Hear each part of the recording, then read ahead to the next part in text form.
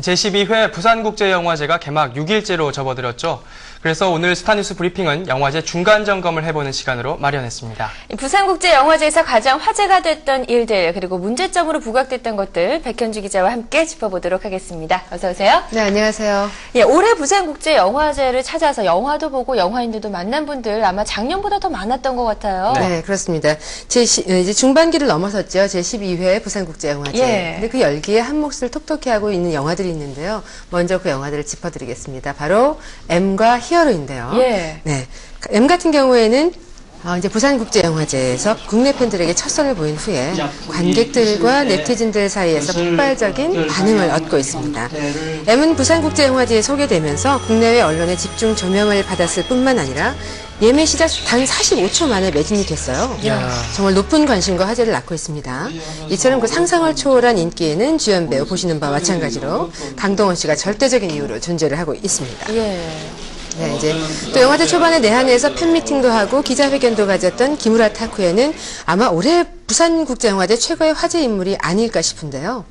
네, 기무라 타쿠야가 부산을 찾은 것은 영화들 참석도 참석이지만 새 영화 히어로의 그런 홍보차 내한한 것도 있었습니다. 예. 근데 히어로도 역시 이제 그 팬들의 기대치를 반영을 하듯이 오픈 단 하루 만에 5,000석에 가까운 티켓이 다 매진이 됐다고 합니다. 야, 정말 대단한 인기네요. 예.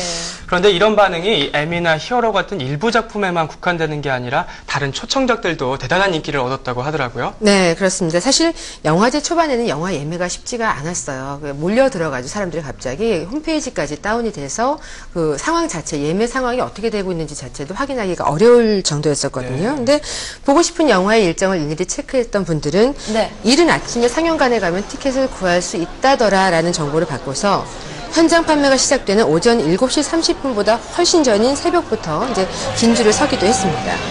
올해는 예매 시스템이 지난해보다 더 편리해져서 34,000석이 늘어난 12만석이 예매가 됐고 또 이제 영화제 중반이 지나면서 15만 명이 넘는 사람들이 부산영화제를 다녀간 것으로 나타났습니다. 네, 그래서일까요? 저도 지방을 찾았다가 부산을 갔는데 예매 없이 갔다가 정말 영화 한 편도 못 보고 왔거든요. 예, 그 정도로 좀 인기가 대단했는데 구체적으로 어떤 작품들이 많은 화제가 됐는지 좀 알려주시죠. 네, 뭐 그녀의 이름은 사빈이나 뭐 9월, 마부 같은 영화들은 뭐 매일매일 전회 매진이 고요. 뿐만 아니라 특히 이제 4개월 3주 그리고 2일 또 집결호 개막작이죠. 또 빨간 풍선, 다이빙 벨 앤더 버터플라이 같은 경우는 오픈하자마자 매진이 되기도 했습니다.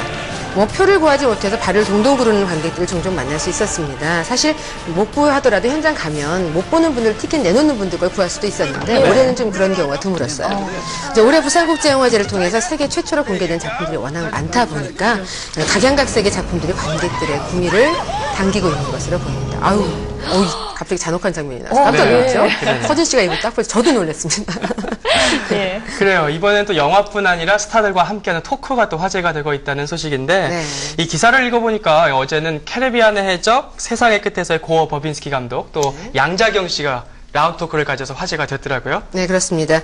두 사람은 어제 이제 아시아 영화 제작 시스템 전반에 대한 토크를 가졌었는데 오픈 토크, 라운드 토크 가운데서 가장 이슈가 됐던 것은 아마 이분들의 토크였을 거예요. 바로 강수연, 전도연 씨의 오픈 토크였는데 두 분들의 토크는 정말 세계적으로 인정을 받은 한국의 두 여배우 강수연, 전도연의 토크라는 그 자체만으로 호응이 뜨거웠습니다. 시바지로 지난 87년 베니스 영화제 여우주연상을 받았던 강수연과 밀양으로 올해 칸 영화제 여우주연상을 수상했던 전도연을 한자리에서 볼 수 있는 그런 기회가 좀처럼 흔한 기회가 아니잖아요.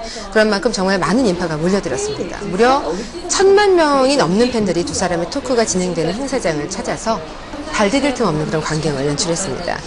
두 사람 서로에 대해서 평소 생각했던 것을 이제 솔직하게 서로 주고받아서 관객들이 같이 공감도 하고 경청을 하는 그런 시간을 가졌죠. 예, 저렇게 멋진 스타들을 이렇게 가까이서 본 관객들 얼마나 흥분했을까 저도 좀 떨리는데 부산국제영화제 이렇게 화려한 볼거리들이 많았음에도 불구하고 미숙한 점들이 여전히 좀 지적이 됐어요. 그렇죠. 취재진들은 물론이고 영화 팬들의 뭐 원성을 사기도 했다고 하는데 어떤 일들이 있었나요?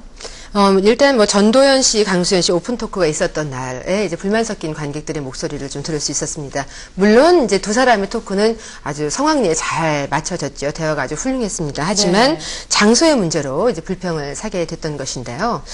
영화제 측이 사전에 이번 오픈 토크의 장소를 변경을 할 때 충분한 고지가 없이 이제 장소를 변경했던 것이 문제의 시초였습니다.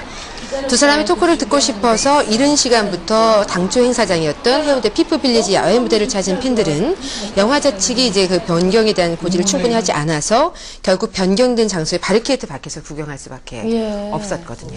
그러다 보니까 이제 원성이 자자했죠. 그래요. 이 규모는 커졌는데 진행상의 미숙으로 좀 허점이 보였다는 게 안타까운데 이것 말고도 또 미숙한 점들이 있었다고 하죠. 네, 이제 그 프레스 카드에 대한 문제점들이 일부 취재진들 사이에서 이제 제기가 됐는데요. 프레스 카드라는 것은 이제 영화제를 원활하게 취재하기 위해서 저희 같은 기자들이 폐용을 하고 다니는 카드를 말합니다. 근데 이런 여러 행사들 가운데서 특히 이제 한류 스타들이 관계된 그런 행사장에서 일부 일본 팬들이 기자나 사진 기자나 취재진들이 앉아야 될 자리에 프레스 카드를 착용을 하고 앉아 있는 그런 모습을 봤습니다. 어떻게 그런 일들이 있었나요? 네.